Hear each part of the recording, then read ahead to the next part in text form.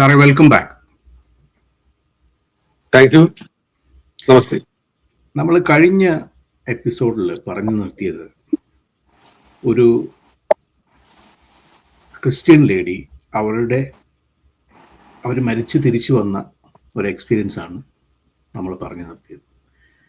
അവർ after ലൈഫിൽ പോയി അവിടെ യേശു ക്രിസ്തുവിനെ കണ്ടു, ശിവനെ കണ്ടു, യേശു ക്രിസ്തുവിൻ്റെ ഫ്രണ്ടിലൊരു ബലിപീഠം അങ്ങനെയൊക്കെ എന്തോ ഉണ്ടായിരുന്നു എന്നൊക്കെ നമ്മൾ ഡിസ്കസ് ചെയ്തു. അതിലെന്തെങ്കിലും സാറിന് ആഡ് ചെയ്യണമെന്നുണ്ടെങ്കിൽ ആഡ് ചെയ്യാം, എന്നിട്ട് നമുക്ക് വേറൊരു സബ്ജക്റ്റിലേക്ക് ട്രാൻസ്ഫർ. അതിനെപ്പറ്റി കൂടുതൽ പറയാൻ പറ്റിയില്ല. അപ്പോഴത്തേക്ക് നമ്മൾ സ്കൽപ്പ് ചെയ്ത് പോയി ആ തടാകത്തിലേക്ക് ഇറങ്ങി, മാനസരോവരം എന്ന് പറയുന്ന തടാകത്തിലേക്ക് ഇറങ്ങി.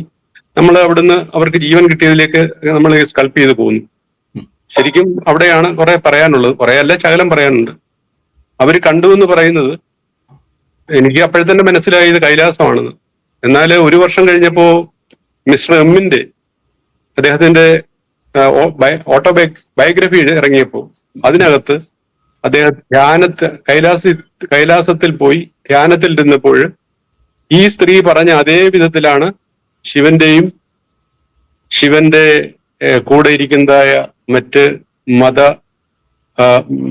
മതത്തിന്റെ ദേവന്മാരും നിരന്നിരിക്കുന്നത് മിസ്റ്റർ എം അനുഭവപ്പെട്ടത്. അത് കൈലാസമായിരുന്നു. താഴത്തെ മാനസരോവരിലാണ് ഇവർ കാല് കഴുകാൻ പോയത്. ഇതൊരു വളരെ വളരെ രസകരമായ ഒരു അനുഭവമാണ്. ഒരിക്കൽ പോലും അവർ ചിന്തിക്കാത്ത അനുഭവമാണ് എന്ന് മാത്രമല്ല, ഈ സ്ത്രീക്ക് ഒരു ദോഷവശം ഉണ്ടായിരുന്നു. ഇവര് തൊട്ടടുത്തുള്ള ക്ഷേത്രങ്ങളെയൊക്കെ അവര് കുറ്റം പറയുകയും അതിനെതിരെ ഇവര് പ്രസംഗിക്കുകയും മറ്റുമൊക്കെ ചെയ്യുമായിരുന്നു. അതെ, പാസ്റ്റർ ഫാമിലിയാണ്. അപ്പൊ അതുകൊണ്ട് എന്നാല് ഇവര് ഇപ്പൊ ഞാൻ ഈ പറഞ്ഞ സംഭവം നടക്കുമ്പോൾ, ഈ മരണം നടക്കുമ്പോൾ ആ ക്ഷേത്രത്തിനടുത്ത് തന്നെ അവർ താമസിച്ചുകൊണ്ടിരുന്നു.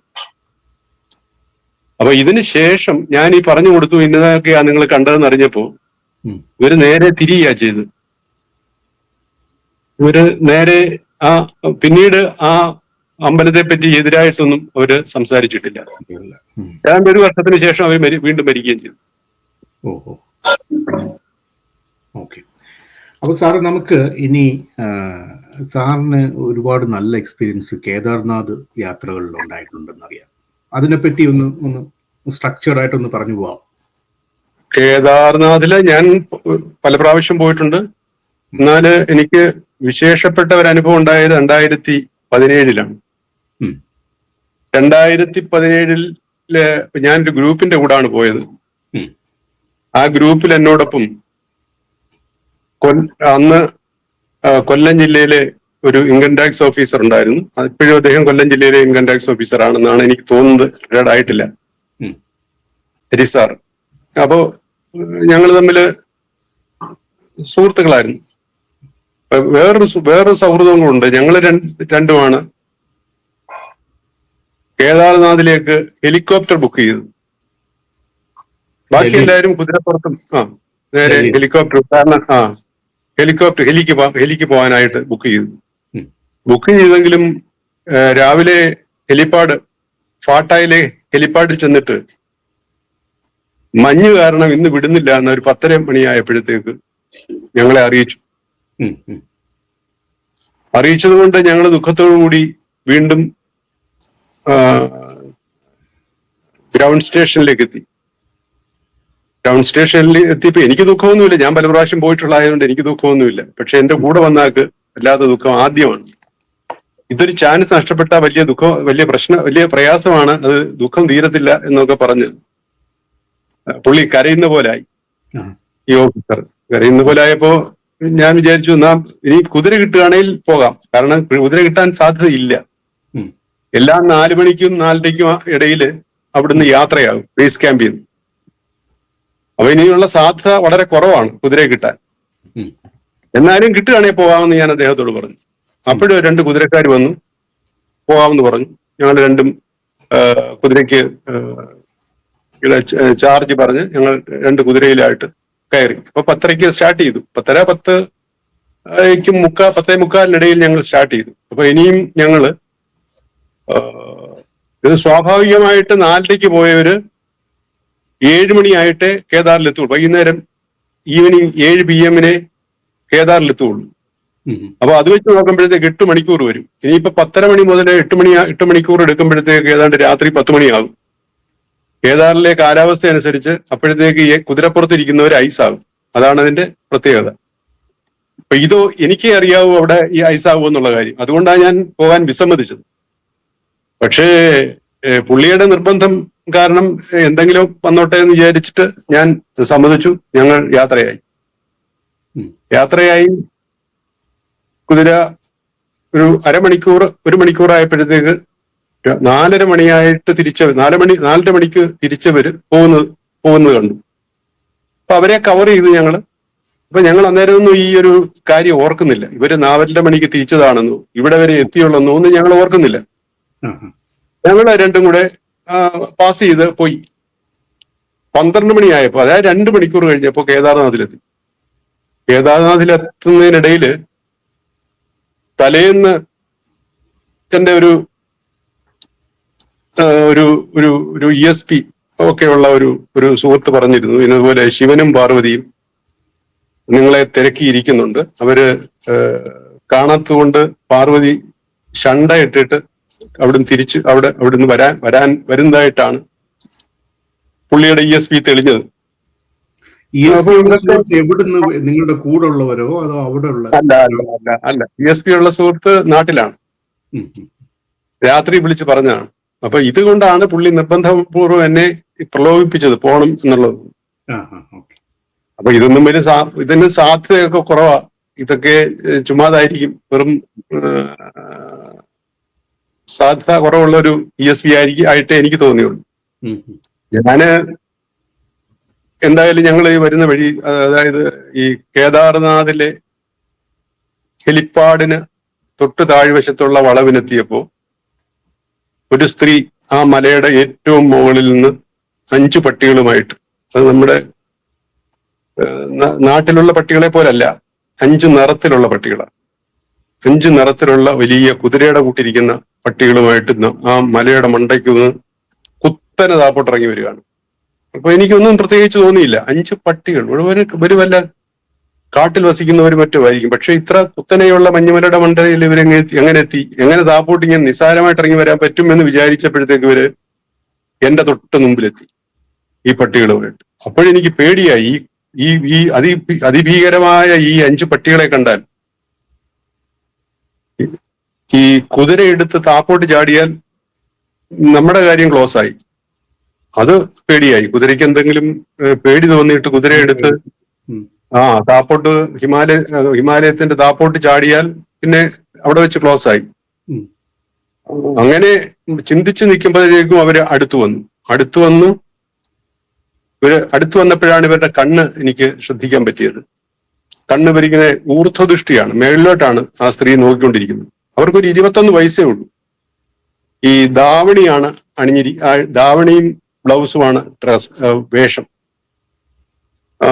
ഇവര് ആരെയും ശ്രദ്ധിക്കാതെ ഞങ്ങളുടെ ഇടയിൽ കൂടി ഞങ്ങൾ വന്ന വഴിയെ താപ്പോട്ട് പോകുന്നു. എവിടത്തേക്കാണെന്നറിയില്ല. അപ്പോഴാണ് എനിക്കൊരു സംശയം, അപ്പോഴാണ് എനിക്ക് ഒരു ബോധോദയം ഉണ്ടായത്. ഇന്നലെ പറഞ്ഞത് ഇതല്ലേ, ഇവരല്ലേ ആ സ്ത്രീ? അപ്പൊ ഞാന് ഈ കുതിരയ്ക്കൊന്നും സംഭവിക്കുന്നില്ല എന്ന് കണ്ടപ്പോഴാണ് എനിക്ക് ഈ ഇതുണ്ടായത്. ഇവരായിരിക്കില്ലേ ഇന്നലെ പറഞ്ഞ പാർവതി എന്ന് പറഞ്ഞതെന്നും പറഞ്ഞിട്ട് അപ്പോഴെനിക്ക് ഞാൻ തിരിഞ്ഞിരുന്ന് ഈ ദേവിയെ വണങ്ങി. ഇവര് അതൊന്നും ശ്രദ്ധിക്കുന്നില്ല. ഇവരുടെ നോട്ടം ഏറ്റവും മുകളിലോട്ടാണ്. ഇവര് താപ്പോട്ട് പോയി ആ പട്ടികയുമായിട്ട് അവിടം വരെ. അപ്പോഴത്തേക്ക് ഞങ്ങളുടെ കുതിരയിൽ പോകാവുന്ന പരമാവധി ഏറിയയിലെത്തി. അത് കുതിരക്കാരെ അവിടെ നിർത്തിയിട്ട് ഞങ്ങൾ നടന്ന് ഹെലിപ്പാഡിന്റെ സൈഡിൽ കൂടെ കേദാർനാഥിലെത്തി. ഇപ്പോഴത്തേക്ക് എനിക്ക് അത്രയും നടന്നുകൊണ്ട് എനിക്ക് ശകലം ക്ഷീണം ഉണ്ടായി. അവിടെ ഒരു പൂക്കടയുണ്ട്. ആ പൂക്കടയുടെ ഫ്രണ്ടിൽ ഒരു ബെഞ്ചിൽ ഞാനിരുന്നു. ബെഞ്ചിലിരുന്ന് എന്റെ കൂടെയുള്ള ഹരിസാറ്, ഞങ്ങൾ രണ്ടും അപ്പുറം ഇപ്പുറം ഇരുന്നപ്പോ ഒരാള്, അവിടെ നമ്മൾ അറിയുന്ന ആളല്ലല്ലോ, ഒരാൾ വന്ന് എന്റെ കൈക്ക് പിടിച്ചു, പോവാന്നും പറഞ്ഞ് പിടിച്ചു. കൈക്ക് പിടിച്ചപ്പോ ചെല്ലാൻ പറഞ്ഞു. ഞാൻ സ്വാഭാവികമായിട്ട് അയാളുടെ കൂടെ, എന്നെ പിടിച്ചിരിക്കുക, അയാളുടെ കൂടെ പോയി. ഞാൻ ഹരിസാറിന്റെ കയ്യിലും പിടിച്ചു. അപ്പൊ ഞങ്ങൾ മൂന്ന് പേരും ഒന്നിച്ച് അകത്തേക്ക് ഇറങ്ങി. അകത്തേക്ക് കയറി, അമ്പലത്തിനകത്തേക്കാ പിന്നെ പോകുന്നത്. അമ്പലത്തിനകത്തേക്ക് കയറി ഈ നിൽക്കുന്ന ക്യൂ 3 വരി ക്യൂ ആണ്, 3 or 4 വരി ക്യൂ ആണ്. ആ ക്യൂ ഒന്നും വകവെക്കാതെ പുള്ളി അമ്പലത്തിന്റെ അകത്ത് ചെന്നു, ഞങ്ങളെ കൊണ്ട് അകത്ത് ചെന്നു. അകത്ത് ചെന്ന ഉടനെ ഒരു ആൾ ഉയരത്തിലുള്ള, ഈ നമ്മുടെ ക്ഷേത്രം പോലെ താഴെയല്ല ഈ ക്ഷേത്ര ബിംബങ്ങളൊന്നും ഇരിക്കുന്നു, ഒരാൾ ഉയരത്തിലാണ്. പുള്ളി ചാടി അതിന്റെ മണ്ടയ്ക്ക് കയറി. ആദ്യം എന്നെ പിടിച്ചകത്ത് കയറി, ഞാൻ എന്റെ കൂടെ ഉള്ള ആളിനെ കൂടെ പിടിച്ചകത്ത് കയറ്റി. എന്നോട് പറഞ്ഞ ആ പട്ടിട്ട് മൂടിയിരിക്കുന്ന അത് എന്താണെന്ന് അറിയില്ല, അവിടുത്തെ വിഗ്രഹമാണ്. ആ വിഗ്രഹത്തെ കെട്ടിപ്പിടിക്കാൻ പറഞ്ഞു. ഞാൻ കെട്ടിപ്പിടിച്ചു. ആ കെട്ടിപ്പിടിച്ച് ഞാൻ അങ്ങനെ ഇതെന്താണെന്ന് ഞാനിങ്ങനെ തപ്പി നോക്കി, സെർച്ച് ചെയ്തപ്പോ ഈ പൊട്ടിച്ച പാറയ്ക്ക് ചില മൂർച്ചയുള്ള ഭാഗങ്ങളും ഒക്കെ നമുക്ക് ഉണ്ടാകുമല്ലോ. അപ്പൊ അതിന്റെ പുറത്താണ് പട്ടിട്ടിരിക്കുന്നത് തോന്നിയപ്പോഴത്തേക്ക് ഞാൻ സമാധിയായി. പിന്നെ എനിക്ക് ഓർമ്മ 2 മണിക്കൂർ കഴിഞ്ഞു. 2 മണിക്കൂർ കഴിഞ്ഞിട്ട് എന്നെ വിളിച്ചോണ്ട് പോയ ആള് തന്നെ വന്ന് ചോദിച്ചു, എന്താ പോകാമോ എന്ന് ചോദിച്ചു. നമ്മൾ പോവാം. അപ്പൊ പുള്ളി, എനിക്ക് എണ്ണിക്കാൻ വയ്യ, 2 മണിക്കൂറായിട്ട് സമാധി കിടക്കുന്നത്, മാത്രമല്ല തണുപ്പ്. ഇത് രണ്ടും കൂടെ ആയപ്പോഴത്തേക്ക് എനിക്ക് എണ്ണിക്കാൻ വയ്യാത്ത രീതിയായി. അവര് 2 പേര് കൂടി എന്നെ പിടിച്ചു പൊക്കി. നിൽക്കാൻ ശ്രമിച്ചണക്ക് നിൽക്കുന്നില്ല. പിന്നെ ഒരു വിധത്തിൽ അവിടുന്ന് അവര് പൊക്കി താപ്പോട്ടെന്നെ, ആൾക്കാർ നടന്നു പോകുന്നിടത്തോട്ടെന്നെ പിടിച്ച് താത്തിറക്കി. ഞാൻ ഇറങ്ങി എപ്പോഴും എനിക്ക് നടക്കാൻ വയ്യ. എങ്കിലും വളരെ കഷ്ടപ്പെട്ട് ആ ക്യൂവിന്റെ ഇടയിൽ കൂടെ ഈ ഹെലികോപ്റ്ററിൽ വരുന്നവര് കയറുന്ന ഒരു പ്രത്യേക വഴിയുണ്ട്. അതിൽ കൂടെ എനിക്ക് എങ്ങനെയും പുറത്ത് കടന്നാൽ മതി. അതിൽ കൂടെ ഞാൻ പുറത്ത് ചാടാൻ ഒരു കാരണമുണ്ട്. പുറത്തു നിന്നൊരു സന്യാസി, അതായത് ഈ മുഖമെല്ലാം ഭസ്മം കട്ടിക്ക് പൂശിയ ഒരു സന്യാസി, ജഡയൊക്കെയാണ്, വലിയ ജഡയൊക്കെയാണ്, അഘോര സന്യാസി എന്നെ കൈയാട്ടി വിളിച്ചു. ഞാൻ അടുക്കലോട്ട് ചെന്നുകൊണ്ട് എന്നെ കെട്ടിപ്പിടിച്ച ഉടനെ എനിക്ക് തോന്നി, ഇന്നലെ പറഞ്ഞിരുന്ന ആളാണോ, ശിവനോ മറ്റോ ആണോ എന്ന് വിചാരിച്ചിട്ട് ഞാൻ അദ്ദേഹത്തിന്റെ കെട്ടിപ്പിടിച്ച ശേഷം അദ്ദേഹത്തിന്റെ പാദത്തിൽ നമസ്കരിച്ചു. അപ്പൊ ഞാൻ കാശൊന്നും എടുത്തിട്ടില്ല. കാശ് എടുക്കാഞ്ഞതിന്റെ കാരണം, എന്റെ കൂടെ ഉള്ള ആള് ഞങ്ങൾ ഇറങ്ങുമ്പോൾ പറഞ്ഞിരിക്കുന്നത് ആവശ്യമുള്ള കാശ് മുഴുവൻ പുള്ളി സൂക്ഷിച്ചിട്ടുണ്ട്. തിരിച്ചു വരുമ്പോ റൂമിൽ ചെന്നിട്ട് കാശ് കൊടുത്താൽ മതി. പുള്ളിയുടെ ചില്ലറ ഒരുപാടുണ്ട്. ഞാൻ 500 രൂപ ചോദിച്ചു. പുള്ളി ഒരു 500 രൂപ 100ന്റെ തന്നു. അപ്പോ എന്നെ കെട്ടിപ്പിടിച്ച ഈ മുഖം മുഴുവൻ ഭസ്മം പതിച്ചിരിക്കുന്ന അദ്ദേഹത്തിന് 100 or 200 ഞാൻ കൊടുത്തു. ബാക്കി അവിടെ ഒരു 10 പേരോളം ഇരിപ്പുണ്ട് സന്യാസിമാർ. അവർക്കും ബാക്കി ഉണ്ടായിരുന്ന കാശ് ഒരു 400 രൂപ 4 പേർക്കോ 3 പേർക്കോ ഞാൻ കൊടുത്തു കഴിഞ്ഞപ്പോ എന്നോട് പറഞ്ഞു, ആംഗ്യം കാണിച്ചു അവിടെ കുറെ നേരം ഇരിക്കാൻ പറഞ്ഞു. ഞങ്ങൾ രണ്ടും അങ്ങോട്ടും ഇങ്ങോട്ടും നോക്കി കുറെ നേരം ഇരുന്നു. അത് കഴിഞ്ഞിട്ട് ഞാൻ എന്റെ സുഹൃത്തിനോട് പറയും, നമുക്ക് താപ്പോട്ട് ഇറങ്ങിക്കൂടെ, ഇനിയിപ്പോ ഒന്നുമില്ലല്ലോ, ഇനിയിപ്പോ രണ്ടാമതൊരു അമ്പലത്തിനകത്ത് കയറാൻ ബുദ്ധിമുട്ടാ, നമുക്ക് ഇറങ്ങാമെന്ന് പറഞ്ഞിട്ട് ഞങ്ങള് കുതിര അടുക്കലോട്ട്, കുതിര കെട്ടിയിരിക്കുന്ന ഭാഗത്തേക്ക് ഞങ്ങൾ നടന്നു നീങ്ങി. ഞങ്ങൾ അവിടെ വന്നു. അപ്പോൾ സമയം 2 മണി. അപ്പൊ ആകെ ഞങ്ങള് 4 മണിക്കൂറേ എടുത്തിട്ടുള്ളൂ. 10:30 മുതൽ 12 മണിയോടുകൂടി കേദാറിലെത്തി. 2 മണിക്കൂർ അവിടെ സമാധി കിടന്നു. 2 മണി. അപ്പൊ 2 മണിക്ക് ഞങ്ങൾ തിരിച്ചിറങ്ങുകയാണ്. അവിടുന്ന് കുതിരപ്പുറത്ത് 2 മണിക്ക് ഞങ്ങൾ കയറി. 4 മണിയായപ്പോ ഗൗരികുണ്ടെന്ന് പറയുന്ന ബേസ് ക്യാമ്പിലെത്തി. അപ്പൊ ടോട്ടൽ അപ്വേർഡ് 2 മണിക്കൂർ, ഡൗൺവേർഡ് 2 മണിക്കൂർ, സമാധി കിടന്ന 2 മണിക്കൂർ, ടോട്ടൽ 6 മണിക്കൂർ. ഈ സമയം കൊണ്ട് ഈ പറയുന്ന ഈ 6 PM അല്ല 4 PM എന്ന് പറയുന്ന ഈ സമയം കൊണ്ട് രാവിലെ 4:30-5:00 പോയ ഞങ്ങളുടെ ഒപ്പം ഉണ്ടായിരുന്ന ബാക്കിയുള്ളവർ കേദാറിൽ എത്തിയിട്ടില്ല എന്നുള്ളതാ വേറൊരു വിശേഷം. കാരണം അവർക്ക് കേദാറിൽ എത്താൻ സമയമായിട്ടില്ല. പക്ഷെ ഞങ്ങള് അവിടെ എത്തി. അവിടെ ഇതെല്ലാം ഈ പറഞ്ഞതെല്ലാം കഴിഞ്ഞിട്ട് ടോട്ടൽ 6 മണിക്കൂർ കൊണ്ട് ഞങ്ങൾക്ക് ഗ്രൗണ്ട് സ്റ്റേഷനിൽ എത്താൻ പറ്റി. ഗ്രൗണ്ട് സ്റ്റേഷനിലെത്തി റൂമിൽ ഞങ്ങൾ പോയി. റൂമിൽ പോയി കഴിഞ്ഞ് ഞാൻ ചെന്നപാടെ തന്നെ ഞാൻ കാശ് തിരികെ കൊടുക്കാൻ കാശെടുത്തു. ഹരിസാർ മേടിക്കില്ല. അപ്പൊ ഞാൻ പറഞ്ഞു, ഇത് ഇല്ല, കേദാറിന്റെ മണ്ടയ്ക്ക് വെച്ച് ഞാൻ സാറിന്റെ ഇത് മേടിച്ച കാശാ, അത് സാറ് മേടിച്ചേ പറ്റുള്ളൂ. കാരണം ഞാനത് ദക്ഷിണ കൊടുത്തതാ, അത് മേടിക്കാതിരിക്കാൻ പറ്റില്ല. അപ്പൊ പുള്ളി കേൾക്കില്ല. അങ്ങനെ ഒരു സംഭവം നടന്നിട്ടില്ല, കാശ് തന്നിട്ടുമില്ല. പുള്ളി ഇതുവരെ എനിക്ക് കൊടുക്കാൻ അത് കൊടുത്തിട്ടില്ല. അപ്പൊ പുള്ളിയാണ് പിന്നെ അത് കഴിഞ്ഞ് ഞങ്ങളുടെ യാത്രയിലാണ് പറഞ്ഞത്, സാറേ നമുക്ക് ഇങ്ങനെ ഒരു സംഭവം ഉണ്ടായി. അത് യഥാർത്ഥത്തില് എത്ര മണിക്കൂർ എടുക്കുന്ന സംഭവം? അത് 2 ദിവസം കൊണ്ട് ആ യാത്ര ചെയ്യണ്ടേ. പക്ഷെ നമ്മള് അന്ന് വൈകുന്നേരം അവിടെ എത്തുള്ളൂ, പിറ്റേന്ന് ഉച്ചയ്ക്കേ തിരിച്ചെത്തുള്ളൂ. അപ്വേർഡ് ട്രക്കിംഗ് 1 ദിവസം, ഡൗൺവേർഡ് ട്രക്കിംഗ് അര ദിവസം, 2 മണിയാകുമ്പോഴേ താഴെ എത്താം. അപ്പൊ ഈ ദിവസമല്ലേ നമ്മൾ ഈ 6 മണിക്കൂർ കൊണ്ട് കവർ ചെയ്ത് ആണ്. അപ്പൊ അപ്പോഴാണ് പുള്ളിയാണ് അതിന് പേരിട്ടത് ടൈം ട്രാവൽ. ഞാൻ പറഞ്ഞു അതാണോ സംഭവിച്ചതായിരിക്കാം. കാരണം ഇത് എങ്ങനെ പോകാൻ പറ്റി? ഈ ഹെലികോപ്റ്ററിൽ പോയാൽ പോലും ഇത്ര പെട്ടെന്ന് ഇവിടെ എത്താൻ പറ്റില്ല. അങ്ങനെ ഒരു സംഭവം, ഒരു ടൈം ട്രാവൽ അവിടെ വെച്ചുണ്ടായിട്ടുണ്ട്. വേറൊരു ടൈം ട്രാവല് ഹരിദ്വാറിൽ വെച്ചുണ്ടായിട്ടുണ്ട്. ഹരിദ്വാറിൽ ഈ ട്രൂപ്പിന്റെ കൂടെ അല്ല, വേറൊരു ട്രൂപ്പിന്റെ കൂടെ ഹരിദ്വാറിൽ. അപ്പൊ ഞാൻ സാധാരണ പോയ ഹരിദ്വാറിലെ ക്ഷേത്രങ്ങളിലൊന്നും പ്രവേശിക്കാറില്ല. കാരണം നമ്മുടെ മേളിലുള്ള 4 ധാമങ്ങളായതുകൊണ്ട് അവിടേക്ക് പോകാനുള്ള ഒരു ദൃശ്യത്തിലാണ് നമ്മൾ നിൽക്കുന്നത്. അതുകൊണ്ട് ഹരിദ്വാറിലുള്ള ക്ഷേത്രങ്ങളിൽ നിന്നും കയറാറില്ല. മഹാക്ഷേത്രങ്ങളാണ്, ദേവിയുടെ ശക്തിപീഠങ്ങളൊക്കെ ഉള്ള ക്ഷേത്രമാണ്. അപ്പോ എറണാകുളത്ത് നിന്നുള്ള ട്രൂപ്പ് ഞങ്ങളോട് പറഞ്ഞു, നിങ്ങൾ പല പ്രാവശ്യം ഞങ്ങളുടെ കൂടെ വന്നു, പക്ഷേ ഹരിദ്വാറിൽ ഒരിടത്തും വന്നിട്ടില്ല.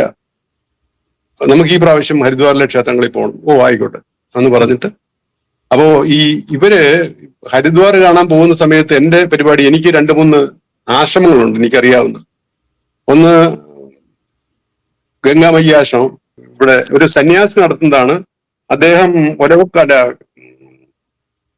പാലക്കാടുകാരൻ ഒരു സന്യാസി നടത്തുന്ന ഒരു ആശ്രമമാണ്. ഒരു വലിയ ഇവിടുന്ന് പോകുന്നവരൊക്കെ അവിടെയാണ് റൂം എടുക്കുന്നത്. അവിടെ എനിക്ക് തോന്നുന്നു 10-80 റൂമുകളും ഉണ്ട്. അതിന്റെ തൊട്ട് താഴെയായിട്ട് വേറൊരു സന്യാസിയുണ്ട്, സോമേശ്വരാനന്ദാശ്രമം. അത് മലയാളിയാണെന്ന് ആർക്കും അറിയില്ല. എനിക്ക് തോന്നുന്നു ഇപ്പോഴൊരു 140 വയസ്സ്, ഞാൻ 140 വയസ്സ് കാണും. ഇനി അദ്ദേഹം ഹിന്ദിക്കാരനാണെന്ന ലക്ഷണത്തിനാണ് ചെല്ലുന്നവരോടെല്ലാം പെരുമാറുന്നത്. അപ്പൊ ഞാൻ അവിടെ ആദ്യമായി ചെല്ലുമ്പോൾ തന്നെ ഞാൻ അദ്ദേഹത്തോട് ചോദിച്ചു, താങ്കളൊരു മലയാളി ലക്ഷണമൊക്കെ ഉണ്ടല്ലോ, പിന്നെ ഈ കടും ഹിന്ദിയൊക്കെ ഞങ്ങളോട് സംസാരിക്കുക എന്തിനാന്നൊക്കെ പറഞ്ഞപ്പോ പുള്ളി ചിരിച്ചുകൊണ്ട് സമ്മതിച്ചു. അപ്പൊ സമ്മതിച്ചു കഴിഞ്ഞപ്പോ പിന്നെ എനിക്ക് ആളാരാന്ന് അറിയണമെന്നായി. അപ്പോ അത് പറയത്തില്ല എന്ന് പുള്ളി നിർബന്ധം പിടിച്ചു. അപ്പൊ പിന്നെ ഞാൻ അതങ്ങ് വിട്ടു. കുറെ കഴിഞ്ഞപ്പോ പറഞ്ഞു, ഞാനിപ്പോ ആരോടും പറയാൻ പോകുന്നില്ല, സ്വാമി ആരാണെന്ന് പറഞ്ഞാൽ എനിക്കൊരു ഉപകാരമായി, എന്റെ മനസ്സിന്റെ ഇത് മാറും എന്ന് പറഞ്ഞു. അങ്ങനെ ഞങ്ങള് അത് എന്നാ ഞാൻ പറയാം എന്ന് പറഞ്ഞപ്പോഴാണ് അദ്ദേഹം തിരുവനന്തപുരത്തുള്ള ഒരു ചെങ്കോട്ടുകോണം മഠാധിപതി കേട്ടുകൊണ്ടാവും. ചെങ്കോട്ടുകോണം മഠാധിപതി കേട്ടുണ്ട്. എന്തോ ഒരു സരസ്വതി എന്നാണ് അദ്ദേഹത്തിന്റെ പേര്. വളരെ പ്രസിദ്ധനായ, വളരെ വളരെ വളരെ ഒരു കാലത്തെ കേരളത്തിലെ ഹൈന്ദവരെ ഉദ്ബോധിപ്പിച്ചുകൊണ്ട് വലിയ പ്രശ്നങ്ങൾക്കിടയിലേക്ക് എടുത്തിയാടിയ ഒരു മനുഷ്യനാണ് ഈ സത്യാനന്ദ സരസ്വതി. ചെങ്കോട്ടുകോണം സത്യാനന്ദ സരസ്വതി. അതെ, വലിയൊരു മനുഷ്യനാണ്. അദ്ദേഹത്തിന്റെ അമ്മാവനാണ്. അപ്പൊ ഞങ്ങൾ തമ്മിൽ ശകലം തർക്കമുണ്ടായിട്ട് അവിടെ നിന്ന് ഇറങ്ങിയതാണ്. പക്ഷെ പിന്നെ ഞാൻ തിരിച്ചു പോയിട്ടില്ല. ഞാന് 22 പോകുമ്പോഴും അദ്ദേഹത്തെ കാണാനായിട്ട് അവിടെ പോയി. പക്ഷെ ഇപ്പോഴത്തേക്ക് എനിക്ക് തോന്നുന്നു ഒരു ഉദ്ദേശം വെച്ചിട്ട് 140 വയസ്സൊക്കെ കാണും പുള്ളിക്ക്. അങ്ങനെ ഒരു വാരണാസി തന്നെയുള്ള എന്തോ അദ്ദേഹത്തിന്റെ ഒരു വാരണാസി അല്ല ഹരിദ്വാർ. ഹരിദ്വാർ ഹരിദ്വാർ ഹരിദ്വാർ. വാരണാസിയിൽ ജീവിച്ചിരുന്ന ഈ അടുത്താണ് ഒരു 130 വയസ്സുള്ള ഒരു ബാബ ഈ അടുത്താണ് പുള്ളി സമാധിയായത്. അദ്ദേഹം ശരിക്കും ബംഗ്ലാദേശിൽ നിന്നുള്ളതായിരുന്നു. ഞാൻ കുറെ നാളായിട്ട് ഫോളോ ചെയ്യുന്ന. അതെവിടെയാണ്? മറ്റേ വാരണാസിയിലാണ് അല്ലേ? വാരണാസി ഈ അടുത്താണ് അദ്ദേഹം മരിച്ചത്. ഇത് ഹരിദ്വാറിലെ ഇദ്ദേഹം ഇതുവരെ സമാധിയായിട്ടില്ലെന്ന് തോന്നുന്നു. ഞാന് മറ്റേ ഈ അയ്യപ്പ ആശ്രമത്തില് തിരുമേനിയുമായിട്ടൊക്കെ സംസാരിക്കാറുണ്ട് ഫോണില്. അപ്പോഴൊക്കെ ഇദ്ദേഹത്തെ പറ്റി ചോദിക്കാറുണ്ട്. ചോദിച്ചിട്ട് വല്ലപ്പോഴും ഒക്കെ ചോദിക്കും. മാസത്തിൽ ഒരു പ്രാവശ്യമെങ്കിലും സംസാരിക്കുന്ന വഴിയില് സോമേശ്വരാനന്ദനെ പറ്റി ചോദിക്കും. സ്റ്റിൽ അലൈവ് എന്നാണ് കിട്ടിയിട്ടുള്ള ആൻസർ. അപ്പൊ ഒരു ഉദ്ദേശം ആക്കും വയസ്സിന് ഇദ്ദേഹത്തെ പ്രായത്തെ പറ്റി അറിയില്ല. ഇദ്ദേഹം ഒരു വലിയ സിദ്ധനാണ്. പുള്ളി ഒരു പ്രാവശ്യം എന്നെ ഒരുപാട് സഹായിക്കുകയൊക്കെ ചെയ്തിട്ടുണ്ട്. കാരണം എങ്ങും പോകാൻ ഒരു ബുക്കിംഗ് ഒന്നും ഇല്ലാതിരിക്കുന്ന സമയത്ത് പുള്ളി അവിടെ താമസിപ്പിക്കുകയും വേണ്ട സഹായം ചെയ്യുകയൊക്കെ ചെയ്തിട്ടുണ്ട്. അങ്ങനെ എന്റെ ഒരു ഇന്റേണൽ സ്പിരിറ്റ് മനസ്സിലാക്കി തന്നതും അദ്ദേഹമാണ്. നമുക്കൊരു ഇന്റേണൽ ഊർജമുണ്ടല്ലോ, ആ ഊർജം ഒരു ആത്മീയ ഗുരുവും കൂടെയാണ്. അത് ഡയറക്റ്റ് ആയിട്ട് പറയുകയാണ്, ഇന്നാരാണ്, അതുകൊണ്ട് എന്നൊക്കെ പറഞ്ഞ് ഒരു ഇൻസിഡന്റ് ഉണ്ടായിട്ടുണ്ട്. അതും ഇദ്ദേഹമാണ്, സോമേശ്വരാനന്ദ സ്വാമികളാണ്. ഇതുകൊണ്ടൊക്കെ ഞാൻ അമ്പലം സന്ദർശിക്കാൻ പോവാറില്ല. പക്ഷെ ആ പ്രാവശ്യം 2018 തോന്നുന്നു. 2018 ആ പ്രാവശ്യം ഞാൻ ഇവരുടെ നിർബന്ധത്തിന് വഴങ്ങി ഞാൻ ഈ അവിടുത്തെ അമ്പലങ്ങൾ സന്ദർശിക്കാൻ ഇവരോടൊപ്പം പോയി. ഒരു സിദ്ധക്ഷേത്രമുണ്ട് മലയുടെ മണ്ടയിൽ. അത് വളരെ ടിക്കറ്റ് ഒക്കെ എടുത്ത് വളരെ ക്യൂ ഒക്കെ നിന്നതിൽ അവിടെ കയറാൻ പറ്റുള്ളൂ. വളരെ പ്രസിദ്ധമായ ക്ഷേത്രമാണ്. 108 സിദ്ധ ക്ഷേത്രങ്ങളിൽ ഒന്നാണ്. കന്യാകുമാരി തുടങ്ങിയിട്ടുള്ള 108 ക്ഷേത്രങ്ങളിൽ ഒരു ക്ഷേത്രമാണ് ഈ പറഞ്ഞ ഹരിദ്വാറിലെ സിദ്ധക്ഷേത്രം. അപ്പൊ ഞങ്ങൾ അവിടെ കയറി എല്ലാവരും തൊഴുതു കഴിഞ്ഞപ്പോ ഞാൻ അതിനെ വലം വെച്ചിട്ട് ഇങ്ങനെ നിൽക്കുമ്പോ അവിടെ ഒരു മരം നിൽപ്പുണ്ട്. ആ മരത്തില് എല്ലാവരും ചരട് മേടിച്ചു കിട്ടുന്നു. അപ്പൊ ഞാനും വിചാരിച്ചു എല്ലാവരും ചരട് കിട്ടുന്നല്ലോ, എനിക്കും ചരട് കിട്ടാമെന്ന് വിചാരിച്ചു. ഞാൻ അവിടുന്ന് 5 രൂപയ്ക്ക് ചരട് മേടിച്ചപ്പോൾ കുറെ ചരടുണ്ട്. ആ ചരടെല്ലാം കൂടെ പിടിച്ച് അത് ഒരു വേരിലാണ് കിട്ടുന്നത്. ആ വേരിൽ ഞാൻ കെട്ടി. പക്ഷെ വേരിൽ കെട്ടിയപ്പോ ഈ വേരിന്റെ ഭാവം അങ്ങ് മാറി, കാളിയുടെ കാലിലാണ് എനിക്ക് കിട്ടുന്നതായി എനിക്ക് തോന്നുന്നത്. അപ്പൊ ഇതില് ഞാനങ്ങ് നിന്നുപോയി. ഞാനിത് കെട്ടുകയാണ്, വേറൊന്നും ചെയ്യുന്നില്ല, കെട്ടുകയാണ്. പക്ഷേ വേറൊരു ടൈം സ്പേസിലായിപ്പോയി ഞാൻ. അപ്പോഴെനിക്ക് കാണാം ഇങ്ങനെ ഈ നമ്മുടെ ഈ രാത്രിയിൽ പറക്കുന്ന ഈയലുകൾ പോലെ കുറെ പേര് ഇങ്ങനെ ഈ അമ്പലത്തിൽ ചുറ്റും ഓടുന്നത് കാണും. പക്ഷെ അവര് എന്റെ കൂടെ വന്നവരാണ് താൻ. അപ്പൊ ഞാൻ വിചാരിച്ചു അമ്പലങ്ങളിൽ പോയാൽ ചുറ്റും പ്രദക്ഷിണം ചെയ്യാറുണ്ടല്ലോ, അതിന് ഇവര് ചുറ്റുമായിരിക്കുമെന്ന് വിചാരിച്ചുള്ളൂ. അതുകൊണ്ട് ഞാൻ കാര്യമാക്കിയില്ല. ഞാൻ ഈ 5 രൂപയ്ക്ക് മേടിച്ച ഈ ചരടുകള് ഞാനത് കെട്ടിക്കൊണ്ടുവന്നു. കുറെ കഴിഞ്ഞപ്പോ എനിക്കൊരു തോന്നി, ഒരു 10 മിനിറ്റ് ഒക്കെ കഴിഞ്ഞപ്പോ മറ്റേ എന്റെ കൂടെ ഉള്ളവരെ താഴെ ഇറങ്ങിക്കാണും എന്ന് വിചാരിച്ച് താഴോട്ട് വന്നപ്പോ ഇവര് വളരെയധികം ക്ഷുഭിതരായി. ഞാൻ എന്താ കാര്യം? അത് നിങ്ങൾ പോയിട്ട് 2 മണിക്കൂറായില്ലേ, ഇത് എവിടെയായിരുന്നു? ഇവര് ഇങ്ങനെ ചുറ്റുന്നുണ്ടെങ്കിൽ ഇവരെന്നെ കാണുന്നില്ല, ഞാൻ കാണുകയും ചെയ്യുന്നുണ്ട്. ഇവര് വളരെ ഹൈ സ്പീഡിലാണ് ചുറ്റുന്നത്. അപ്പോഴത്തേക്ക് അമ്പലം അടയ്ക്കുകയും ചെയ്തു. 12 മണിക്ക് അമ്പലം അടയ്ക്കുകയും ചെയ്തു. ഞാൻ ഈ 2 മണിക്കൂർ അവിടെ ഒരു 5 മിനിറ്റായിട്ട് അവിടെ ടൈം ഡയലേറ്റ് ചെയ്ത് അവിടെ നിന്നു. ഞാൻ 2 പ്രാവശ്യമായിട്ട് എനിക്ക് ടൈം ഡയലേഷൻ ഉണ്ടായിട്ടുണ്ട്. അപ്പൊ ഈ ഇയാം പാറ്റകളെ പോലെ നിങ്ങളുടെ കൂടെ വന്നവര് ചുറ്റുന്നു എന്ന് പറഞ്ഞില്ലേ, അതെന്താണ് റെപ്രസെന്റേഷൻ? അത് ടൈമിൽ വന്ന വ്യത്യാസമാണ്. ഞാനൊരു ടൈമിങ്ങിൽ നിൽക്കുന്നു, ടൈം സ്പേസിൽ നിൽക്കുന്നു. അവര് വേറൊരു ടൈം സ്പേസിൽ എന്നെ തിരക്കി ചുറ്റുന്നു. ഈ 2 ടൈം സ്പേസിലായതുകൊണ്ട് എനിക്ക് എന്റെ അടുത്തൂടാണ് ഇവരെല്ലാം പാസ് ചെയ്യുന്നത്, എനിക്ക് കാണുകയും ചെയ്യാം. 2 ടൈം സ്പേസിലായതുകൊണ്ട് ഇവർക്ക് എന്നെ കാണാനും പറ്റുന്നില്ല. പക്ഷെ ഇവര് ഈയാമ്പാറ്റകൾ ചുറ്റുന്നത് പോലെ ഇത് എന്റെ കൂടെ വന്ന ആൾക്കാർ തന്നെയാണ്, അല്ല വേറൊന്നുമല്ല, അവര് തന്നെയാണ്. പക്ഷെ ഈ രണ്ട് ടൈം സ്പേസിലായതുകൊണ്ട് അവർക്ക് എന്നെ കാണാൻ പറ്റുന്നില്ല, എന്നാൽ എനിക്ക് തിരിച്ചു കാണാനും പറ്റുന്നുണ്ട്. അപ്പോഴാണ് ഈ 5 മിനിറ്റ് കഴിഞ്ഞ് ഇവിടെ വന്നപ്പോഴേ അവിടെ ഞാൻ നിന്ന സമയത്തെ 5 മിനിറ്റ് ഈ എന്നെ തിരക്കി നിന്നവർക്ക് 2 മണിക്കൂറായിട്ട് മാറി. ഞാൻ അവിടുന്ന് ഈ സ്പേസ് വേറൊരു ടൈമിലോട്ട് വേറൊരു സ്പേസിലോട്ട് മാറിയപ്പോ എനിക്ക് ആ ടൈമിന്റെ വില അപ്പോഴാണ് മനസ്സിലായത്. ഈ 5 മിനിറ്റ് അല്ലെ 8 മിനിറ്റ് 2 മണിക്കൂറായിട്ട് മാറിയിരിക്കുന്നു. പിന്നെ അവിടുന്ന് ലിഫ്റ്റ് വേണം പോരാൻ. എല്ലാവരും താഴെ ഇറങ്ങി കഴിഞ്ഞു. ഇനിയും പോവാൻ എന്നെ കണ്ടിട്ട് വേണം ഇവർക്ക് ലിഫ്റ്റ് വഴി താഴെ വരാൻ. അപ്പൊ അതിനുവേണ്ടി വെയിറ്റ് ചെയ്യാണ് ഇവര്. അങ്ങനെ ടൈം ഡയലേഷൻ രണ്ടിടത്ത് വെച്ച് സംഭവിച്ചിട്ടുണ്ട്. രണ്ടും രണ്ട് ഡിഫറെന്റ് അതെ, രണ്ട് എക്സ്പീരിയൻസ്.